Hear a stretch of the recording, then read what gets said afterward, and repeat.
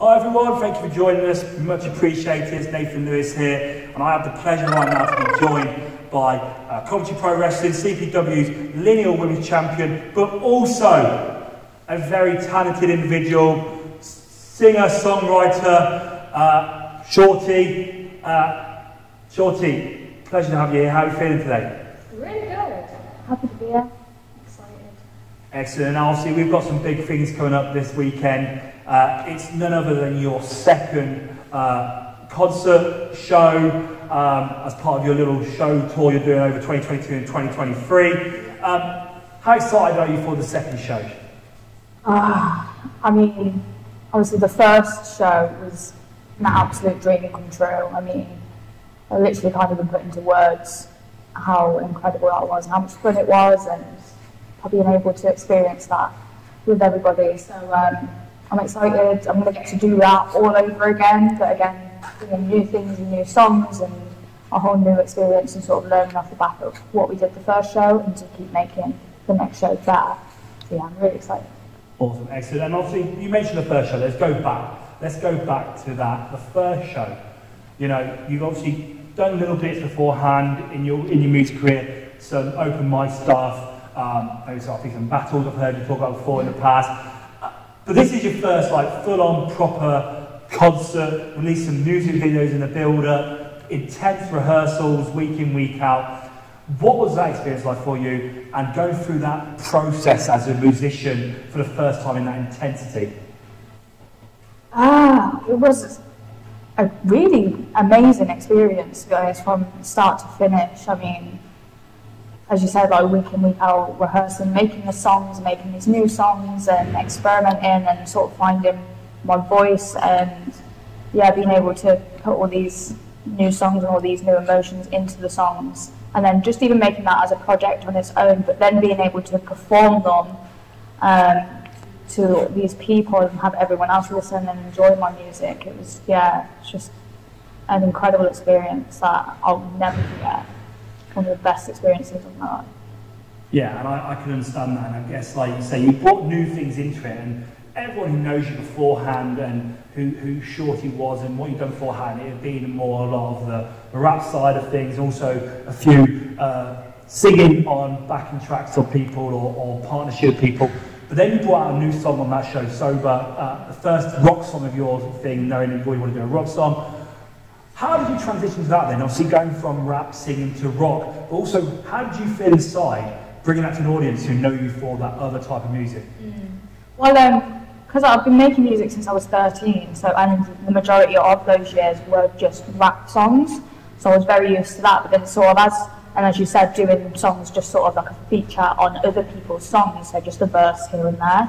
So being able to make my solo songs, it gave me the opportunity to make what I wanted to make, and to just play around and experiment with it and see, you know, because I didn't really sing much before, so I got to experiment with that and find my voice in that. And yeah, it was really freeing to be able to just do like what I wanted to make, and especially being older now, like making songs since I was 13, I always thought, like, I wonder how it would sound making music as an adult.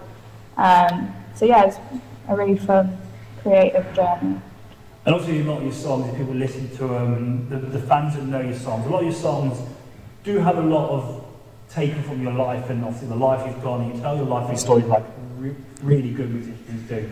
And obviously it's amazing to hear those songs and live your life through those songs. How has that been, dealing with that, and seeing all these fans talking about you online, playing the songs over and over again, it's on repeat, you get all these views, they came to watch you, they're singing the songs with you. We've even had people have birthday parties and want to sing the song with you, and other people, you know, putting videos online of them singing your song. Like, how does that now sit with you as a person? It's really surreal, to be honest. As you said, like, a lot of my songs are really personal and like very real, raw emotions that are things that I've gone through and things that I have felt, and then I've been able to creatively put them into a song. So for other people to then be able to relate to those songs and feel emotion from them, it's just almost a comforting feeling that my songs, I think something I've created, is bringing comfort to somebody else.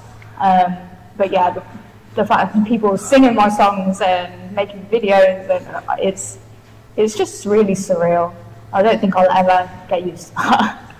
No, I bet. And like you say, like, these emotions are your emotions that people are living off, and you then also becoming an inspiration to young females, even adults that have struggled to express themselves, and it's like a song has helped them to express their feelings. Obviously, that's a great positive role model and stuff. But with yourself, and obviously knowing you're now that role model, and you've got this massive new fan base that keeps on growing, you know, obviously in the wrestling world, the BYG, is also in the music world, the BYG, the Black and Yellow gang and stuff. These are your followers, you know. And obviously you got the song, Did You Get the Memo? And everyone talking about how they've got this memo. How do you cope with that kind of reaction to something that you just did as a child, growing up, and thought, you know what, I've got a passion for this, I wanna make it big, and suddenly it becomes a realism. It's realistic now, it's in your face, this is happening. Yeah, as I say, it's still surreal. I can't really describe what it actually means to me, because it just doesn't feel real. Like, sometimes I have to tell myself, like, this is real, and these people actually, you know, do support and love things that I've just made. Because obviously initially, like, I just enjoy these creative outlets and making music, but the fact that, yeah, like I said, like, my songs are now being able to comfort people and help them express their emotions, because I know whatever mood I'm in, there's a song I want to listen to. So the fact that my songs are now that song for the other people, yeah, it's crazy.